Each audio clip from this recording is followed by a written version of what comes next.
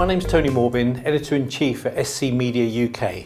Today I'm going to be joined by Stuart Reed, VP Market Strategy at NTT Security. We're going to be looking at the results of the NTT Security 2018 Global Threat Intelligence Report and just discussing some of the details on it. So Stuart, can you just very briefly give us what the key findings were? Yeah, what's really interesting about this year's report is the huge growth in the attacks on the finance sector from a global perspective. We're also seeing a really interesting rise in the number of attacks on the manufacturing from a UK perspective. Almost half of all attacks are on manufacturing in the UK now. We're also seeing that technology is starting to emerge as a big attack vector as well. That's occurring in the top 5 across all of the geographies now. And of course, the ransomware is becoming far more prevalent. What we've seen within this report is a staggering 350% increase in the number of ransomware attacks that we've seen compared to last year. Why is the UK, why is it so prevalent here as a malware, 29% compared to 7% globally?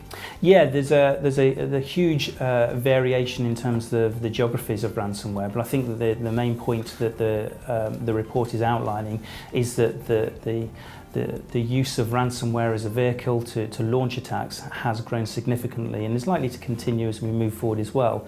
What should we actually be doing about these new changing threats?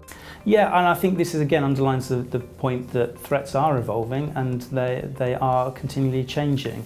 I think also what this outlines is there isn't a silver bullet, so there isn't one thing that you can do that will mitigate all of these things. Cybersecurity needs to be very much a layered approach that an organisation takes. So that starts right with the basics, so getting those basics in place, those basics right, making sure that the systems are patched, making sure that you've got the latest versions of security software, antivirus for example, making sure that you're using passwords, that those passwords are adequately protected, and that you're applying a layer of authentication on some of those things.